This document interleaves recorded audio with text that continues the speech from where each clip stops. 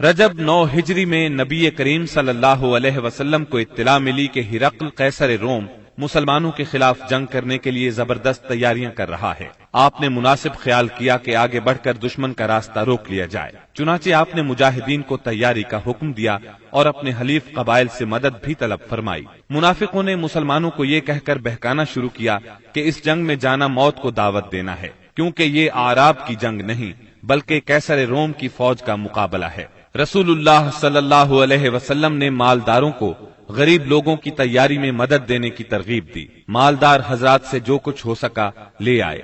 سب سے پہلے سیدنا ابو بکر صدیق رضی اللہ عنہ اپنا سارا مال لے آئے، یہ 4000 درہم تھے۔ رسول اللہ صلی اللہ علیہ وسلم نے پوچھا، اپنے اہل کے لیے بھی کچھ باقی چھوڑا ہے؟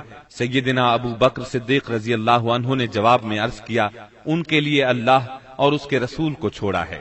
سیدنا عمر رضی اللہ عنہ اپنا آدھا مال لائے۔ سیدنا عثمان بن عفان رضی اللہ عنہ کے متعلق کہا جاتا ہے کہ انہوں نے 10,000 دینار، پالان اور کجاوے سمیت 300 اونٹ اور 50 گھوڑے دیے۔ اس پر نبی کریم صلی اللہ علیہ وسلم نے ان کے بارے میں فرمایا، آج کے بعد عثمان جو بھی کریں انہیں نقصان نہیں ہوگا۔ اس کے بعد عثمان رضی اللہ عنہ نے پھر صدقہ کیا، پھر اور صدقہ کیا، یہاں تک کہ ان کے صدقے کی مقدار نقدی کے علاوہ 900 اونٹ اور 100 گھوڑے تک جا پہنچی۔ سیدنا عبد الرحمن بن عوف رضی اللہ عنہ 200 اوقیہ یعنی 8000 درہم کے برابر چاندی لائے۔ سیدنا عباس رضی اللہ عنہ بہت سا مال لائے۔ سیدنا طلحہ، سعد بن عبادہ اور محمد بن مسلمہ وغیرہ بھی مال لے کر آئے۔ سیدنا عاصم بن عدی رضی اللہ عنہ 90 وسق یعنی 13,500 کلو کھجوریں لائے۔ باقی صحابہ نے بھی اپنی اپنی بساط کے مطابق بڑھ چڑھ کر صدقات کی لائن لگا دی، یہاں تک کہ عورتوں نے بھی اپنے زیورات اتار اتار کر آپ کی خدمت میں بھیج دیے۔ تنگ دست صحابہ کرام آپ صلی اللہ علیہ وسلم سے سواری طلب کرنے کے لیے آئے۔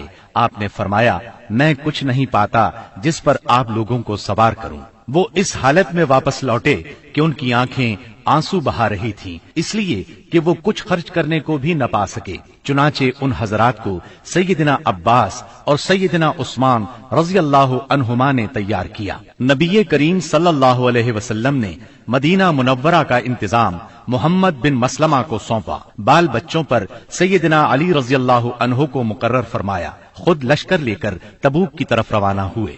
تبوک شام کی سرحد پر واقع ہے۔ نبی کریم صلی اللہ علیہ وسلم نے سب سے بڑا علم سیدنا ابو بکر صدیق رضی اللہ عنہ کے سپرد کیا اور پھر ہر قبیلے کا جھنڈا اس کے سردار کے حوالے کیا۔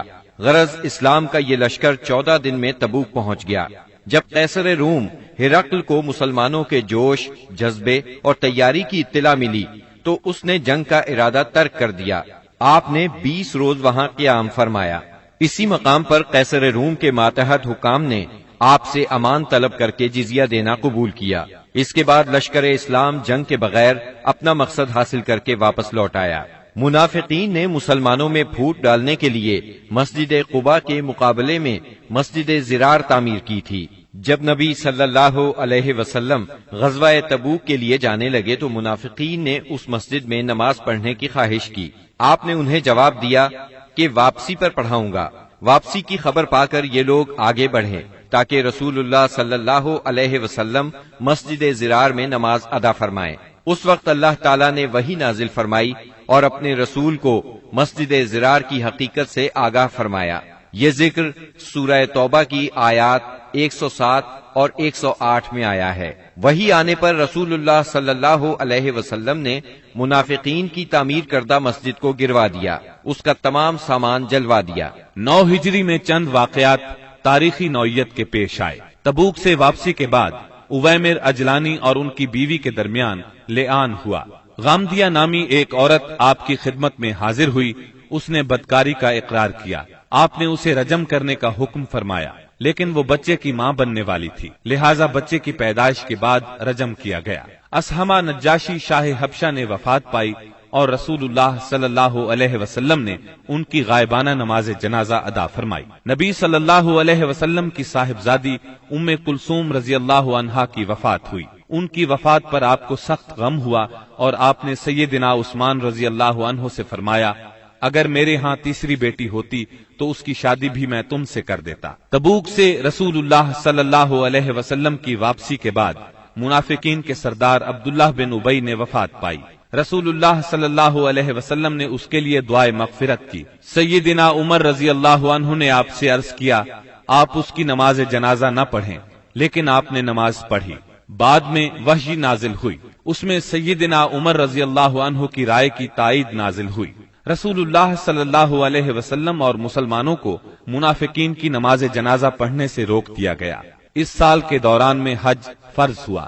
رسول اللہ صلی اللہ علیہ وسلم نے 300 صحابہ کرام کا ایک قافلہ حج کے لیے روانہ فرمایا۔ سیدنا ابو بکر صدیق رضی اللہ عنہ کو امیر حج مقرر کیا اور انہیں ہدایت کر دی کہ سب کو حج کا اسلامی طریقہ بتائیں۔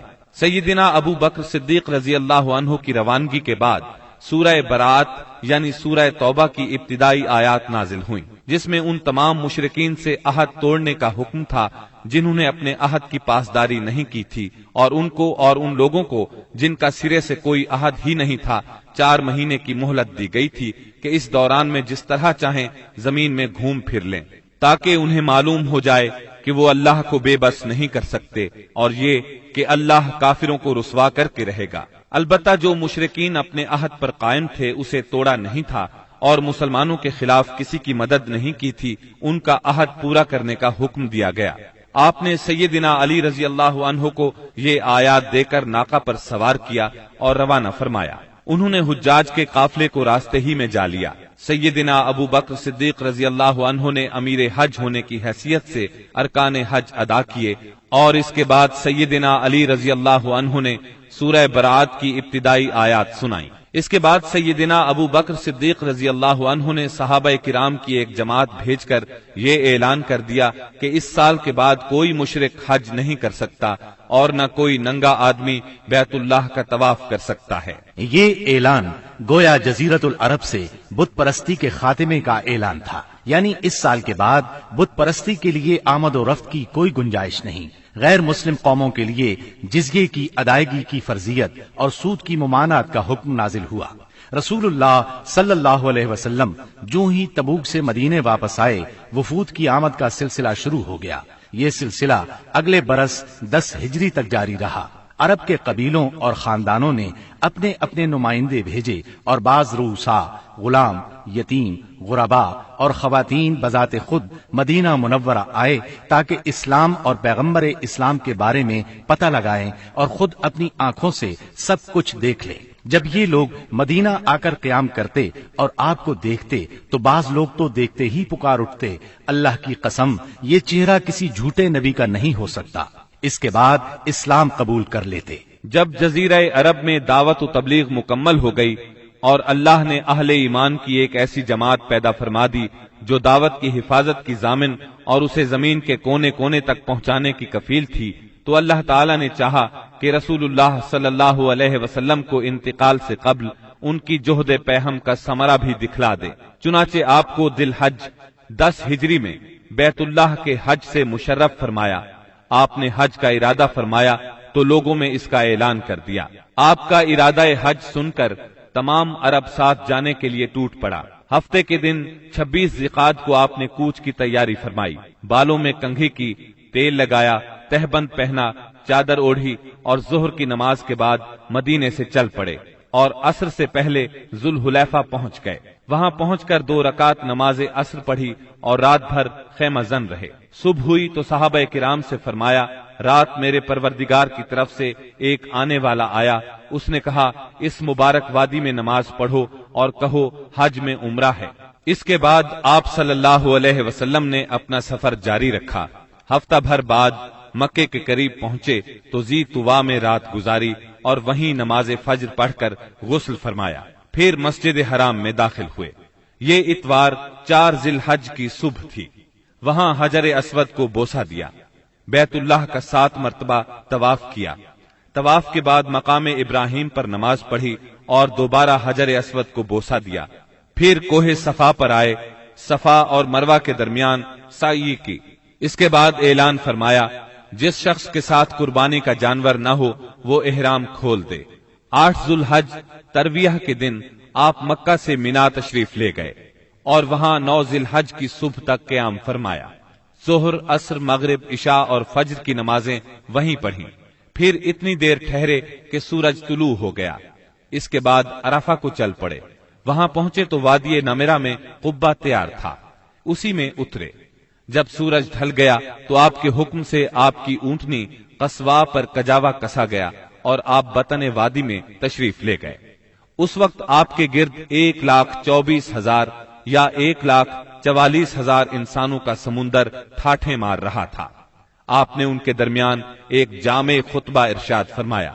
جو لوگ خطبے کے جملوں کو سن رہے تھے وہ دوسروں تک پہنچا رہے تھے اور سنانے کے لیے بلند آواز سے دوہرا رہے تھے۔ آپ صلی اللہ علیہ وسلم نے ارشاد فرمایا، جو لوگ یہاں موجود نہیں ہیں ان کو سننے والے یہ پیغام پہنچا دیں۔ نبی کریم صلی اللہ علیہ وسلم نے اپنے اس خطبے میں ارشاد فرمایا، لوگو میری باتوں کو غور سے سنو، کیونکہ میں نہیں جانتا شاید اس سال کے بعد اس مقام پر میں تم سے کبھی نہ مل سکوں۔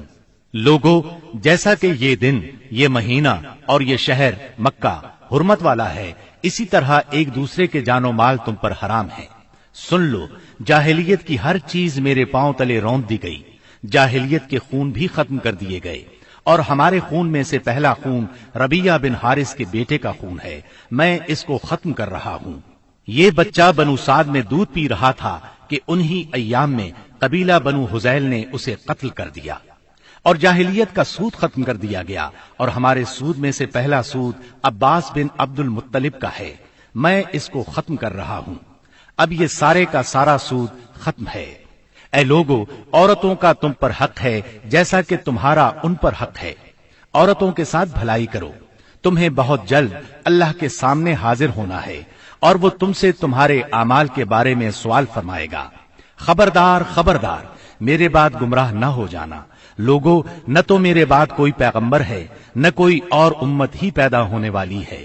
خوب سن لو، اپنے پروردگار کی عبادت کرنا، پنجگانہ نماز ادا کرنا، رمضان کے روزے رکھنا، اپنے مالوں کی زکوٰۃ دینا، تمام مسلمان محکوم ہوں یا آزاد یکساں ذمہ داریاں اور حقوق رکھتے ہیں۔ اعمال دین کے سوا کسی کو کسی پر کوئی فضیلت نہیں۔ تم اپنے غلاموں کو وہ کھلاؤ جو تم خود کھاتے ہو، اور انہیں وہ لباس پہناؤ جو تم خود پہنتے ہو۔ ان پر نہ کوئی ظلم کرو اور نہ ان کا کوئی حق چھینو۔ امانتیں ان کے مالکوں کے سپرد کرنا چاہیے۔ دوسروں پر ظلم نہ کرو تاکہ تم پر بھی ظلم نہ کیا جائے۔ سود حرام ہے۔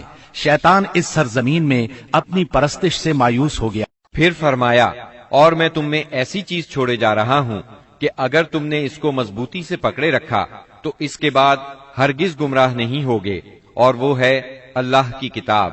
لوگو، اپنے رب کے گھر کا حج کرنا اور اپنے حکمرانوں کی اطاعت کرنا، ایسا کرو گے تو اپنے رب کی جنت میں داخل ہوگے۔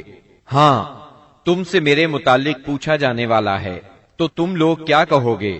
صحابہ کرام رضی اللہ عنہم نے جواب دیا، ہم گواہی دیتے ہیں کہ آپ نے تبلیغ کر دی، پیغام پہنچا دیا اور خیر خواہی کا حق ادا کر دیا۔ یہ سن کر آپ نے شہادت کی انگلی کو آسمان کی طرف اٹھایا اور لوگوں کی طرف جھکاتے ہوئے 3 بار فرمایا، اے اللہ، گواہ رہنا۔ آپ کے ارشادات کو ربیعہ بن امیہ بن خلف اپنی بلند آواز سے لوگوں تک پہنچاتے رہے۔ جب آپ خطبہ دینے سے فارغ ہو چکے تو اللہ عز و جل نے میدان عرفات ہی میں تکمیل دین کی آیت نازل فرمائی، آج میں نے تمہارے لیے تمہارا دین مکمل کر دیا اور تم پر اپنی نعمت پوری کر دی، اور تمہارے لیے اسلام کو بحیثیت دین پسند کر لیا۔ سیدنا عمر رضی اللہ عنہ نے یہ آیت سنی تو رونے لگے۔ ان سے پوچھا گیا، آپ کیوں رو رہے ہیں؟ فرمایا، اس لیے کہ کمال کے بعد زوال ہی تو ہے۔ خطبے کے بعد بلال رضی اللہ عنہ نے اذان دی، پھر اقامت کہی۔ رسول اللہ صلی اللہ علیہ وسلم نے ظہر کی نماز پڑھائی۔ اس کے بعد بلال نے پھر اقامت کہی اور آپ نے عصر کی نماز پڑھائی، اور ان دونوں نمازوں کے درمیان کوئی اور نماز نہیں پڑھی۔ اس کے بعد سوار ہو کر آپ جائے وقوف پر تشریف لائے۔ اپنی اونٹنی قصواء کا شکم پہاڑوں کی طرف کیا اور جبل مشات یعنی پیدل چلنے والوں کی راہ میں واقع ریت کے تودے کو سامنے کیا اور قبلہ رخ مسلسل اسی حالت میں وقوف فرمایا، یہاں تک کہ سورج غروب ہونے لگا۔ تھوڑی زردی ختم ہوئی پھر سورج کی ٹکیا غائب ہو گئی۔ اس کے بعد آپ نے سیدنا اسامہ رضی اللہ عنہ کو اپنے پیچھے بٹھایا اور وہاں سے روانہ ہو کر مزدلفہ تشریف لائے۔ مزدلفہ میں مغرب اور عشاء کی نمازیں ایک اذان اور 2 اقامت سے پڑھی، درمیان میں کوئی نفل نماز نہیں پڑھی۔ اس کے بعد آپ لیٹ گئے اور طلوع فجر تک لیٹے رہے۔ اس کے بعد آپ نے حج کے باقی امور سر انجام دیے، حتیٰ کہ 13 ذی الحج کو سوار ہو کر خانہ کعبہ تشریف لے گئے، الوداعی طواف کیا اور فجر کی نماز پڑھی۔ پھر مکہ مکرمہ سے نکل کر مدینہ منورہ کی طرف کوچ فرمایا۔